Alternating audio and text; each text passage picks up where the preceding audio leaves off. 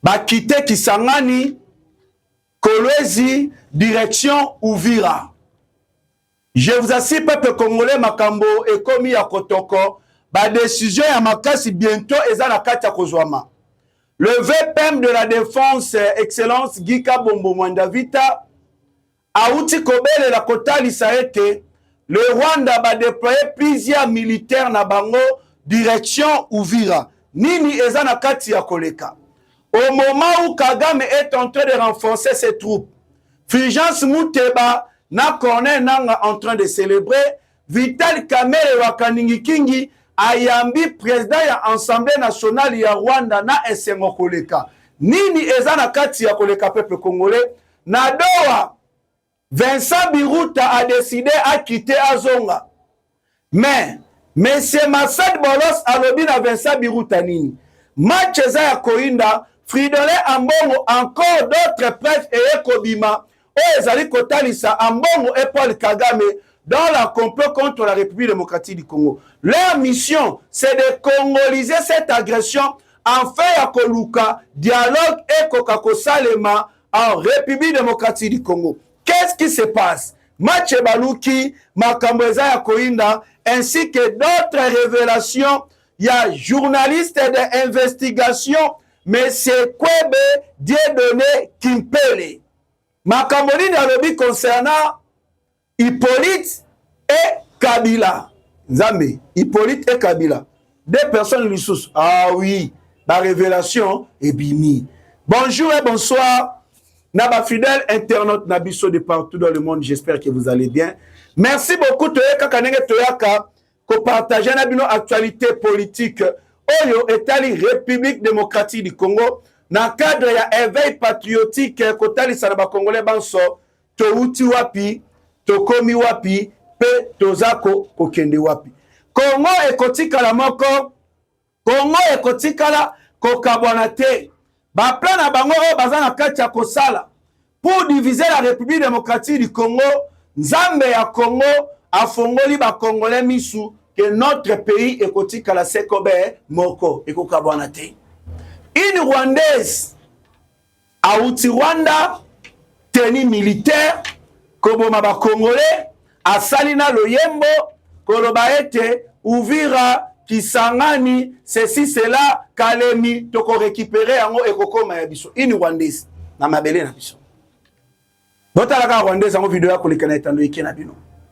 Bomani oyeza objectif ya Rwanda.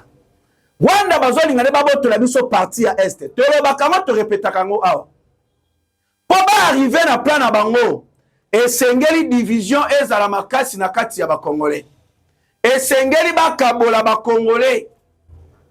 Ndebo moni ba tribalisme o bazana kati ya okotse la biso. Jean-Jacques Wondo, expert militaire. Boyebi arrestation ya Jean-Jacques Wondo, eza complicité na ye na ba Christian Malanga pour na kosala coup d'état en République démocratique du Congo. Appel téléphonique de Jean-Jacques Wondo na ba Christian Malanga. Ba retrouva yango. Mutuka o ba Christian Malanga ba utiliser ka pour na kokenda na palais de la nation. Ya Jean-Jacques Wondo. Grâce à la collaboration toyaki kosala na Belgique. Ne sala qui était to libérer Jean-Jacques Wondo azonga kuna. Mais le monsieur en question vit que azalakane au service ya bae o bazali ko bundisa République démocratique du Congo. Jean-Jacques Wondo azali kotalisa kosala révélation ko lobaete ndenge zali boye 70% ya bae oyo bazui bakangi na demia ce sont que des swahiliphones. Jean-Jacques Wondo. Ce sont que des swahiliphones. Bali ko maltraiter ba swahiliphones ceci cela. Bon bali siko désormais discours na bango. Yo lo babwe ba swahiliphone. Yo côté le babwe ba swahiliphone. C'est ça leur objectif. Au moment où ba ko luka ko diviser biso.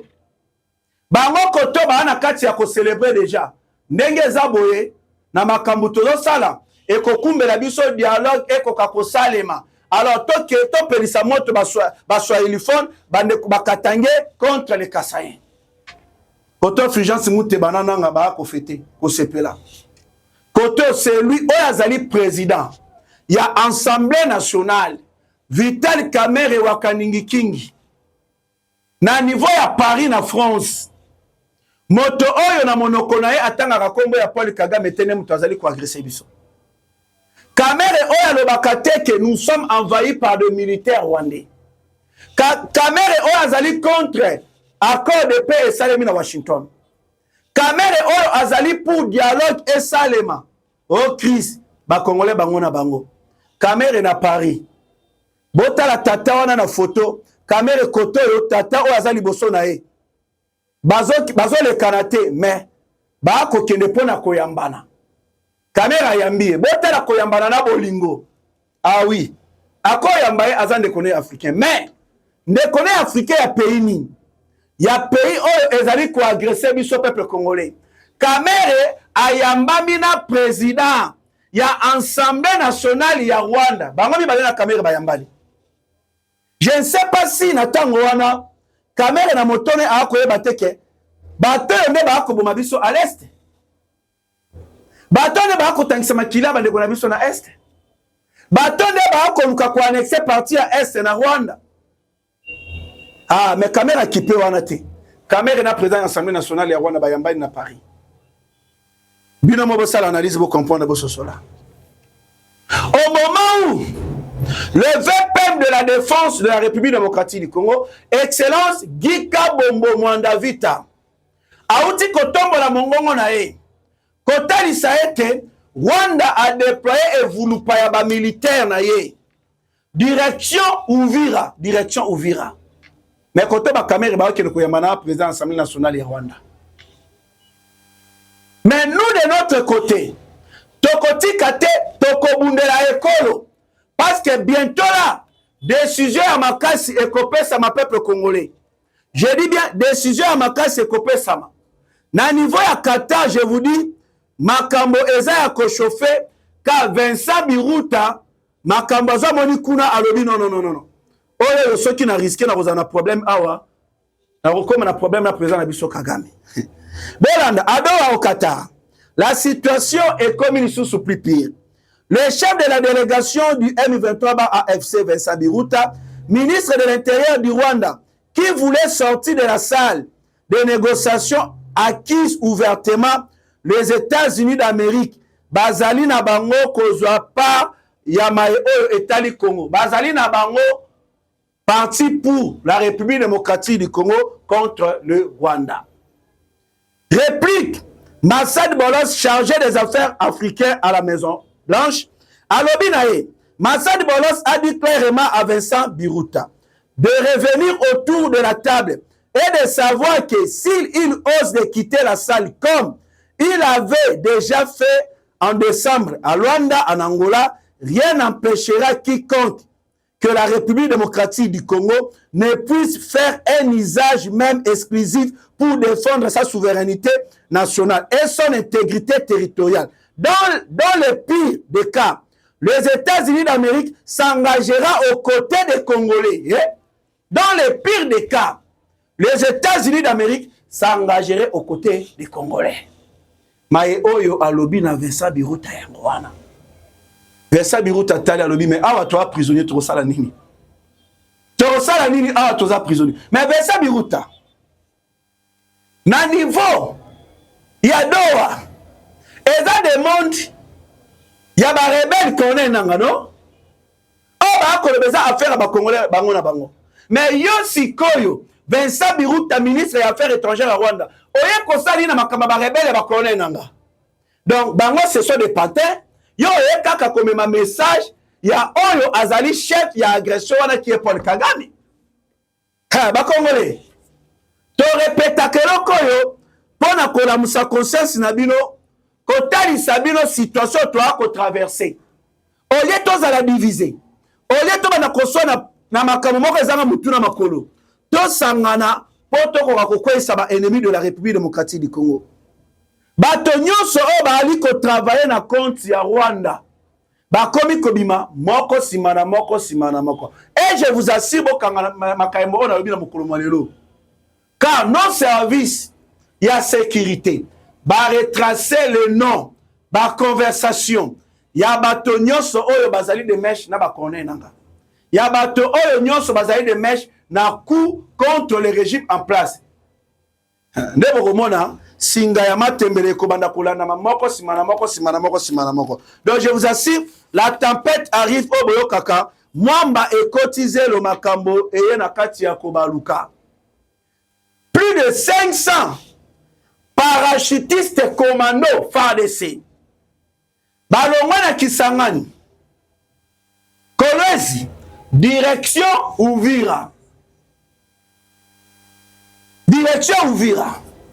On attend juste mot d'ordre pour Boroka, moto et fongwa. Donc, veut dire, ce qui kaka Rwanda a tout cité, la République démocratique du Congo a se préparé déjà à l'éventualité. Tout se préparé déjà. Na niveau ya pinga dans le territoire de Walikali. Les terroristes rwandais du M23, les terroristes appuyés par le Rwanda, ba osé kobimana truna bango, croyant que ba ko avancer, pour ba progresser, ba ko mabisiko ba ali kokende. Mais ils ont été immédiatement écrasés et humiliés par le brigade de réaction rapide de FARDC, où ils allaient diriger d'une main de fer. Il y a colonel Bounia plutôt, a réussi à écraser Bango. Donc, tu écraser Bango à des degrés incroyables. Tu écraser Bango à des degrés incroyables. Oh, bozomona, à l'aise. Bande Konabiso à Bukavu na Goma. J'aimerais déjà vous informer parce que les Wazalènes ont lancé déjà une communiqué. Yakotali Sanabino, Bozalabomoko, ne cédez pas, car bientôt, des entités ont la libérer. Goma na Bukavu. Il y a déjà déploiement déjà de plusieurs militaires. Il a fait 15 000 militaires. De l'autre côté, renforcement, il y a des patriotes. Wazalendo déjà sur place. Bukavu est déjà en secret. On attend juste le mot d'ordre. Par après, Goma sera aussi frappé pour te libérer en haut. Et là, avant et salement, et c'est déjà plat à malamu. Et c'est une stratégie. Et c'est une kobongama. Et on attend juste mot d'ordre, il y a des autorités à Kinshasa. Il y a un commandant suprême parce que toi, à côté de la bango, les Américains, ils ont dit ce qui est simité. La République démocratique du Congo font la moto. Bon font la moto. C'est ce qui va se passer.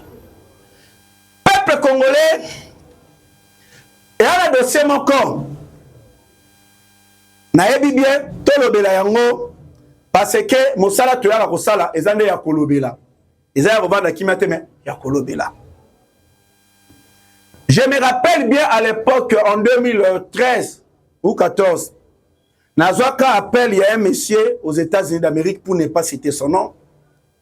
Donc, quand on a tout ça, la émission, te défendre Kamboka, abenanga ya lobby, papa, alandaka yo mingi, ba intervention na alandaka ngo makasi, mais ezana eloko moko nga nazolingana lobana yo.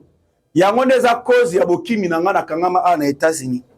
Parce que bayebi ngai na yebi bango pe na yebi lisolo. Oyo bobengaka président na mboka na bino Joseph Kabila. Eza oyo a remplaçaka Laurent Désiré Kabila te. Oyo a remplaçaka Laurent Désiré Kabila babomaka ba remplaça ende na Joseph Kabila. Abetela lisolo na kamo na bi mais abi bona yebi koko douter. Tala photo ya oyo yaka de 2001, 2002, 2003. 2004, on comparé na photo on a continué là il y a 2008. Atinde la ba photo na tala ata changement ta muto zumbongo mais elongi oyo amona kango un peu. Alors bina yebi ko ndimanga lelo te mais un jour okoyoka eloko o pesa nga raison. Eloko alobaka na ngai je dis bien to ba 2012, 2013. Na ekoyoka journaliste d'investigation aussi ancien du service de l'office zaïrois de radio et de télévision avant avant d'être envoyé na niveau à Bruxelles, na ba fin il y a année 1980 pour réchausser l'image du régime Mobutu. Le nom c'est Kwebe Dieudonné Kimpele. Boali Kweba Komboana. Le même monsieur qui a dévoilé Kabiso. Alors, le problème en République démocratique du Congo est un problème, il y a occupation ethnique, car au sein de l'armée congolaise, nous avons 545 officiers qui sont de tout intégrés par Joseph Kabila. Naoti Kolanda, a sali révélation moko ya makasi, ya kotali saete, ya liboso banina nu Kabila na tongo, azala Congolais. Mais na butu azongaka tuti. Na tongo congolais na butu tuti. Makambo ya ko annexer parti ya est ezali en frontière ya Batutiland. Kagame, Museveni et Kabila a travaillé depuis longtemps na Kingakati ou ezali résidence nae. Opération na bango ezala kaba annexer district ya Tanganyika, Sud Kivu, Nord Kivu et une partie de Maniema. Wana ezali pla ya Kagame na Museveni. Parti mususu ekozala na Uganda, mususu ekozala na Rwanda. C'est pour cela peuple congolais. Bomona ka Uganda azala kati ya makambo ba M23. Bunagana etombaki na contrôle ba M23 parce que Uganda ne mutaseda yango na ba M23. Et Uganda vient ya kofongola frontière bango na Bunagana. Omete beta bisima jo sepeli. Pas annexion oyo. Journaliste d'investigation à lobby Kwebe Dieudonné Kimpele. N'est-ce pas ezana rapport ya ba expert ya ONI. Oh bali kotali saete le plan de Paul Kagame ezali ya ko annexer partie à est ezala na République ezala na partie à Rwanda. Asuki wana te. Aye koloba ete asalisa plusieurs conférences na niveau ya Europe. Aloba na ba Congolais atuna bango motuna. Nini qu'est devenu le commandant Hippolyte? Qu'est devenu le commandant Hippolyte? Atala ba Congolais batala nini na niveau ya Europe na ba conférence wana batala ni babi mais n'est-ce pas c'est Joseph Kabila? Ya zo tala lo seki alobino. Joseph Kabila aza moto mususu, commandant Hippolyte yepe aza moto mususu. Commandant Hippolyte azalaki commandant ya force terrestre ya AFDL. Moto oyo azalaki comme adjoint na ye ezalaki général Moulele. Général Moulele. Yende moto après avoir assassiné Laurent Désiré Kabila. Yende aya en République démocratique du Congo pour remplacer Laurent Désiré Kabila et commandant Hippo. En 2008, il a été assassiné. Oncle naye James Kabarebe abengi Sakaye. Commandant Hippo à Kendaka na Rwanda. Il a été assassiné en mois de février 2008 par son oncle James Kabarebe. Joseph Kabila boa komona oyo azali pasa ya Hippolyte. Abiyabana Hippolyte bola Hippolyte Kanambe. Na Joseph Kabila baza deux personnes différentes. Hippolyte Kanambe a été tué par son oncle James Kabarebe. Il a été remplacé par son jumeau qui est Joseph Kabila. Mais chose étonnante, babomi un chef de l'État en République démocratique du Congo. Ata ba Congolais batikala koyebate motomo batikala koyebate. Là c'est les journalistes d'investigation. Mais c'est quoi Dieudonné Kimpele? N'est-ce pas dévoilé le Kwana? Je me suis dit là c'est une analyse. Donc Joseph Kabila azalane il passe à solo. Mais il passe à Zala Jeannette. Parce que hier Joseph Kabila actuellement si je me trompe pas à 54 ans, Jeannette Kabila a 56 ans. Jour ya mbotama Kabila fetaka yemoko, Jeannette a fetaka te. Donc Jeannette a fetaka jour na yemo. Oya botama na manono, oya botama na ewabura, ba ma passe à ndengene. Donc ils ont créé ça pour nous masquer ba Congolais. Mais côté na lobi je me rappelle les période du moko ba Kinois. Bino ba autres na bino na régime quand Joseph Kabila qui cause Bokonzi a remplacé Laurent Désiré Kabila. Il y a la période du moko Ali Mwa Kabanda komona na tena bitana ba Hippo ibeka Kabila. To ba Hippo commandant Hippo. a remplacé Laurent Désiré Kabila. Période moko ali moko banda ko mona na te. Moto siko banda ko couvrir siko absence nae. Ezala Zoé Kabila. Les gens s'il vous plaît, pardon, les gens banda ko sala moi confusion. Zoé Kabila banda ko kanisaye Joseph Kabila. Pour comment vous m'avez là toi boule le roi Joseph Kabila. Par après, tu es comme on a azonga ki me aumela akenda wapi. C'est là on appelle la zone mituni mutuna. Mboka au Congo makambo ezali ba congolais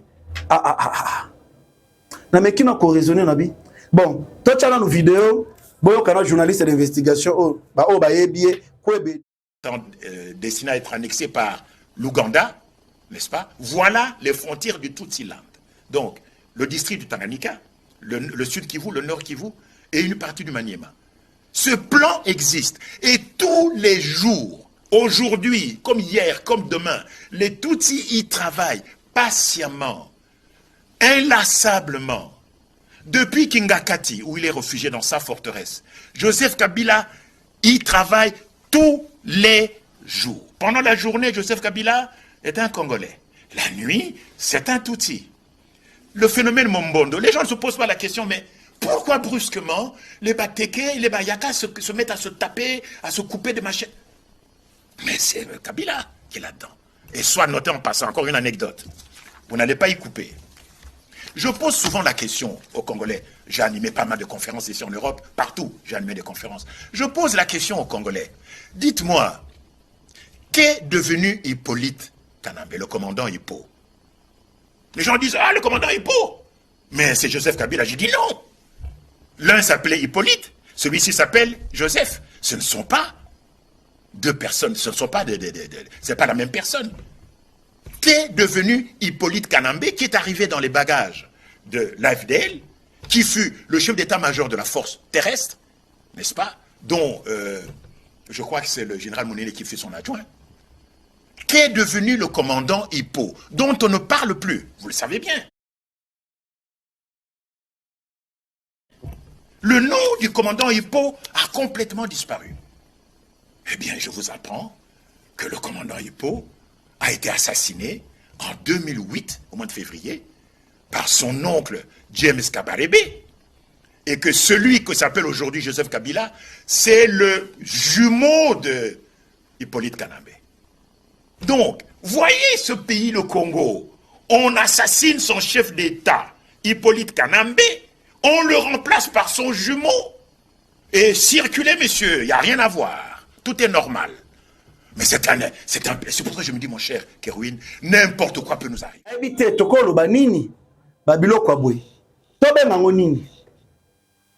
C'est un journaliste d'investigation. Aussi, Azalaki, ancien du service de l'office zaïrois de radio et de télévision, avant d'être envoyé à Bruxelles, à la fin, il y a année 1980 pour rechausser l'image du régime Mobutu. Tommy Tunana ebite côté à soto rolo banini hein mais commentaires ezala ya bino nous biso ezala kaka tolobelaka oyo to akoyoka o to akolandela na pene de mon côté na sali pe moi ba analyse mais na kolingana na enrichir ngona tota na photo nanu ya 2001 botana ne longyo to zuma ngona nu bien 2002 to zuma na photo bien 2003 to zuma na photo bien 2004 to zuma na photo bien 2005, tu zoomé en photo bien. 2006, tu zoomé en photo bien. Tu as 2000, comme en 2008, 2009, tu as une photo. Tu as une photo. Tu as une photo. Oh, si koyo, abala, Madame Olive Lembe Kabila, ezali Hippo, Joseph Kabila. Bon, abala Olive Lembe Kabila, ezali Hippo. Dem tabala Olive Lembe Kabila. Si Joseph, oh, peut-être mon rappel photo bolimoya, na Olive Lembe terre. Que moi si na mobile tout le monde a quand vraiment teint mais tandis que Joseph Kabila azana moi si une rwandaise azala aux États-Unis d'Amérique a je rappelle que va faire rebeller à Joseph Kabila libanda ya mboka ana ebité Congo ba makambo za bandeko nanga na ebité soto ko loba nini hein Congo ba makambo za peut-être boyoka Kagame uta ko loba j'ai la capacité ya koya na Kinshasa na Tshisekedi na meme na Rwanda ça qui va servir mboka ne ba koka koyeba Ba Congolais ba koki kolamuka un jour sans que baza na président de la République. De la même façon ba Congolais ba lamuka mokolo moko boye bazala sous na président de la République, il a été assassiné, Laurent Désiré Kabila. Donc c'est que de la même façon le Rwanda a assassiné le commandant Hippo, va remplacer les biso Joseph Kabila sans que tout se rende compte. Donc Kagame aza espère au sala babilo kowana. Ah, Nzambe. Congo mon pays, tout le banine, Congo mon pays. Congo mon pays. Vraiment. Paul Kagame est un pire produit anglo-sanction. Il a été créé par l'Occident pour déstabiliser le Congo. Après que le même occidentaux ont fermé les yeux sur tous ces crimes. Aujourd'hui, Bazak va tourner, va pessier mon Congo. Le occidentaux wana ba sundoli Paul Kagame. Kagame azali ko risqué asu kamabe. Batoyo ba pesa kiye bokasi, bato ba créa kiye. Basundoli batikiye bato basalaki ke Kagame tangisama kila ba Congolais à l'est bazu batikiye les occidentaux malgré batikiye Kagame azolingaka kotika te. C'est par là que Kagame a ko risqué esukela mabe. Kagame a ko risqué voire même d'être éliminé. Les chefs d'état-major ya AFC bar M23 bar RDF Sultani Makenga Bali Kosolana ou azali gouverneur ya Sidi Kivu ba publier siko photo na bango na batu na bango ya ba M23 ba communicateur na bango ba bazala ba compte X balobi nos dirigeants du Congo oriental, nos dirigeants du Congo oriental. Bozomona vision na bango bazali na contre notre pays. Ezali vision yako Kabola mboka na biso mais baye baete époque oyo ba Congolais ba fongoli misu époque oyo ba Congolais ba komi misu ga ba ko réussir na ba plan na bango wana te. Nous le peuple congolais tokotikala bomoko tokokabwana te tokobunda pour défendre notre pays. Plus de 15 000 militaires déjà dans le coin d'ici du Kivu et Nord Kivu. Donc Bukavu est bien entouré par les patriotes congolais, plus de 20 000 jeunes patriotes d'Iwazalendo déjà sur place. Aussi les FARDC mettent en déroute les ennemis qui veulent gérer les grands Kivu pendant 8 ans pour transplanter la race de meurtrières sur notre terre. L'armée congolaise Baouti lisusu ko frappé makasi ba terroriste rwandais du M23 na niveau ya Masisi. L'armée congolaise bazali ko confirmer l'arrestation de certains officiers. Ya FARDC, manquement grave à la discipline militaire. Nous réaffirmons notre engagement à la rigueur, à l'intégrité et au respect de la loi. Personne n'est au-dessus de règles. La justice suivra son cours pour préserver l'honneur et la cohésion de notre force de l'ordre. Oezali le porte-parole de l'armée congolaise, Nemoto Alobi concernant l'arrestation au Bozali Komona na Kati Yako Salema. Donc c'est un peu ça. Autres zalaki na yango yako solana bino, yako partager na bino na émission mokolo mwalelo na KN8 TV. Likez, commentez et partagez l'émission massivement. Toroki ko bakisana oezali ville province de Kinshasa. Ça oezali Daniel Bumba Lubaki car banzela bakomi ko bétonner yango banzela ya sika oezali ko botama en béton avec Daniel Bumba Lubaki sous l'impulsion du grand technocrate son excellence Daniel Bumba Lubaki. La commune de Makala bénéficie désormais de 2 axes routiers majeurs entièrement construits en béton. Tu as dit comment la route qui Kimweza et Kwilu avec une épaisseur impressionnante de 40 cm. Waouh! 40 cm épaisseur, il y a béton. Ces infrastructures sont conçues pour durer entre 30 et 40 ans, assurer ainsi une durabilité exceptionnelle. L'objectif est de désengorger la route université, désormais est comme une réalité. Route Kimwenza, de la Victoire jusqu'à la route université côté Libulu, Manzengere. route Kwilu, de Kapela, Kikwiti, Kimwenza, jusqu'au rond-point Ngaba. Donc, quand même, peuple congolais, je pourrais ajouter Kabila Bomi Mbokao pendant 18 ans. Et le président Tshisekedi a coquille jamais qu'on transforme Mbokao dans mandat Moko. De la même façon, le gouverneur de la ville-province de Kinshasa, Daniel Bumba Lubaki, a coquille qu'on changeait jamais ville-province de Kinshasa dans mandat Moko. Non, non. Ezo Sengaye Azwata. A lancé chantier dans la ville-province de Kinshasa Mobima. Ezate qui a lancé dans la commune Oyo. Toi, a lancé dans la commune Oyo. Non. A lancé partout.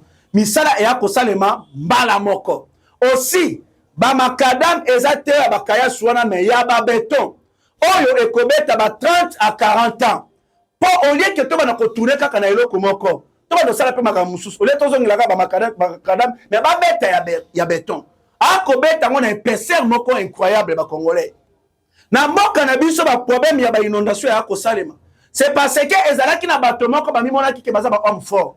Batonga likolo ya ba caniveau. En même temps, le gouverneur de la ville-province de Kinshasa, pour na sauver babomo ya bato. Bakomi kobuka ba construction anarchique.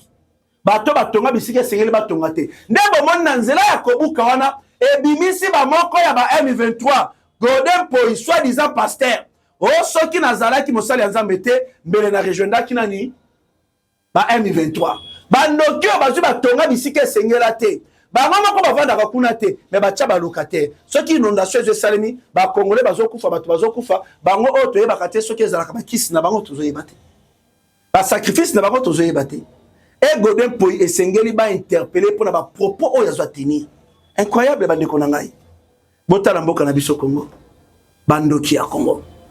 Nous félicitons le gouverneur de la ville-province de Kinshasa, Daniel Bumba Lubaki, Nandenge a lancé vraiment na niveau ya Makala. Makala bazali ko bénéficier désormais dans deux axes routiers majeurs entièrement construits en béton. Tu as dit comment la route Kimwenza et Kwilu. Oyo bazu béton bachango épaisseur moko impressionnante de 40 cm. Oyo ezali infrastructure moko ezali construit pour na durée entre 30 et 40 ans et quoi assurer ainsi durabilité exceptionnelle. Tu as dit comment l'objectif ezali yako désengorger la route université est comme désormais une réalité. Tu as dit comment la route Kimwenza ezali cause de victoire jusqu'à la route université côté Libulu Manzengeli. Tu as dit comment la route Kwilu ezali cause Kapela Kikwiti Kimwenza kino na rond-point Ngaba. Oye tika jamais kosalema. Na Makala soko ke ina loenge olo babuzo ba concernant Daniel Bumba na Makala na ebite soko obima mobimba ba kotabase yo vraiment à l'agonie. Donc yango na peuple congolais sans oublier na ali vraiment ko remercier ko pesa mbote lisusu na mama moko exceptionnel. Mama social, mama moko ya motema monene, mama moko ya motema bolingo, mama oyo azali congolaise de père et de mère, mama oyo awuti na école de formation ya Kondo Etienne Tshisekedi Wambuluma de res mémoire, mama oyo na kati ya kobunda, mama oyo na kati ya ko travailler dans l'ombre pour être le président de la République a réussi mandat na ye, a réussi bitumba nyonso ba ko bundisa ye, alonga bitumba wana et la République démocratique du Congo. Bande konabiso ya est de la République démocratique du Congo va retrouver kimia makambo ya kokufa ezala lisusu te. Mama Lisette Kabanga Chibwabwa. Ah, Mama Lisette Kabanga Chibwabwa. Mama oyo ali ko prêcher unité nationale. Mama oyo azali ko bunda pona cohésion nationale. Na pesi mbote bisika azali, Nzambe abatela ye, Nzambe azala toujours na ye, Nzambe a accompagné na bitumba nyonso oyo azali ko sala pona intérêt général de la nation. Merci beaucoup, Tomonani. À la prochaine. Que le bon Dieu vous bénisse. Que le bon Dieu bénisse la République démocratique du Congo. Bye.